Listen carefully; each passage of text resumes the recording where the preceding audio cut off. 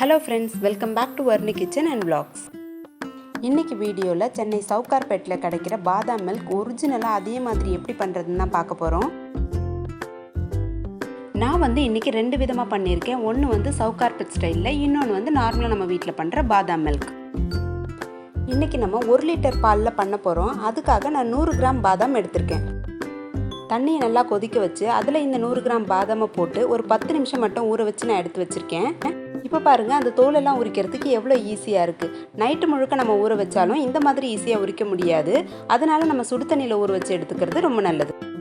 இந்த மாதிரி எல்லா பாதாமும் உரிச்சு எடுத்து வச்சதுக்கு அப்புறமா நம்ம தேவையான பொருள் என்னன்னு பார்த்துருவோம். 100 கிராம் பாதாம், 100 கிராம் சுகர், 2 பால் பாக்கெட் எடுத்து வச்சிருக்கேன். இப்போ இந்த 100 கிராம் பாதாம்ல இருந்து நான் கொஞ்சம் மட்டும் எடுத்துக்கிறேன். ஏன்னா இதை நம்ம சின்ன சின்னதாக துருவி சேர்க்கும் போது பாதாம் மில்க் குடிக்கும்போது அதை கடிச்சு சாப்பிட்றதுக்கு ரொம்ப நல்லாயிருக்கும்.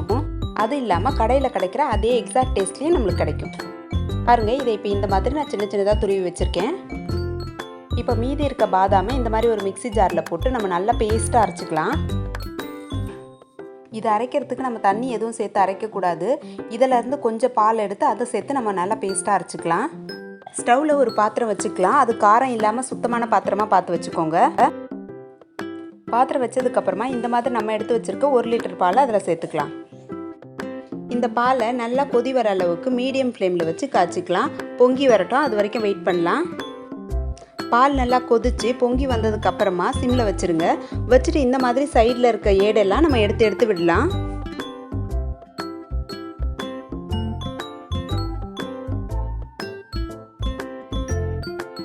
பால் நல்லா ஒரு 5 நிமிஷம் கொதிச்சதுக்கு அப்புறமா நம்ம எடுத்து வச்சிருக்க 100 கிராம் சுகரை இதில் சேர்த்துக்கலாம்.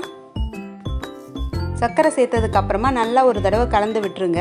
இல்லைன்னா அடி பிடிச்ச மாதிரி ஆகிடும். அதனால் நல்லா அடியிலேருந்து கலந்து விடுங்க. சர்க்கரையை நல்லா கலந்து விட்டதுக்கு அப்புறமா மீடியம் ஃப்ளேமில் இது ஒரு 5 நிமிஷம் கொதிக்கட்டும். அந்த கொதிக்கிற நேரத்தில் இந்த மாதிரி சைடில் சேர்ந்துருக்க ஏடெல்லாம் நீங்கள் எடுத்து விட்டுட்டே இருங்க. அப்போ தான் பாதாம் மில்க் ரொம்ப டேஸ்டியாக இருக்கும்.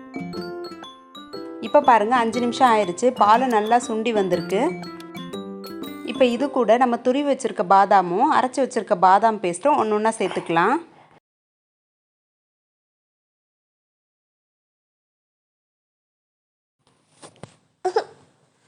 இது சேர்த்ததுக்கு அப்புறமா இதை நல்லா ஒரு தடவை கலந்து விட்டுடலாம்.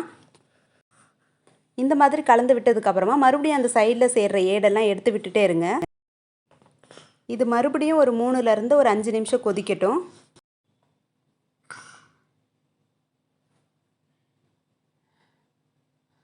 அவ்வளோதாங்க, இப்போ 5 நிமிஷம் ஆயிடுச்சு. நம்ம ஸ்டவ் ஆஃப் பண்ணிடலாம். ஸ்டவ் ஆஃப் பண்ணதுக்கப்புறம் பாருங்கள், நான் இதை 2 பங்காக பிரித்து வச்சுருக்கேன். ஒன்று நான் சொன்ன மாதிரி சவுகார்பேட் ஸ்டைலில் செய்ய போகிறோம். இன்னொன்று நார்மலாக நம்ம வீட்டில் பண்ணுற பாதாம் மில்க். இது கடையில் கிடைக்கிற மாதிரி நம்மளுக்கு வேணும்னா இது கூட நம்ம ஒரு பொருள் ஆட் பண்ணால் போதும். அது வேறு ஒன்றும் இல்லை, பாதாம் எசன்ஸ் மட்டும்தான். இப்போ இந்த பாதாம் எசன்ஸ்லேருந்து நான் ஒரு 2 ட்ராப் மட்டும் இதில் சேர்த்துக்கிறேன். இதை நல்லா கலந்து விட்டுடலாம். பாருங்கள், இதோட கலர் மாறிடுச்சு. கடையில் கிடைக்கிற மாதிரி அதே கலர் நம்மளுக்கு கிடச்சிருக்கு. இதை குங்குமப்பூ சேர்த்து கூட நம்ம இந்த கலருக்கு கொண்டு வரலாம். ஆனால் கடையில் கிடைக்கிற மாதிரி பார்க்குறதுக்கு அந்த கலர் வந்துடும். ஆனால் அதோட வாசனை அதே மாதிரி இருக்காது. இதை நம்ம அப்படியே சாப்பிட்றதுக்கும் நல்லா டேஸ்ட்டாக இருக்கும். இல்லை ஃப்ரிட்ஜில் வச்சு சில்லுன்னு வேணுன்றவங்க சில்லுன்னு சாப்பிட்டாவும் அதை விட ரொம்ப டேஸ்ட்டாக இருக்கும்.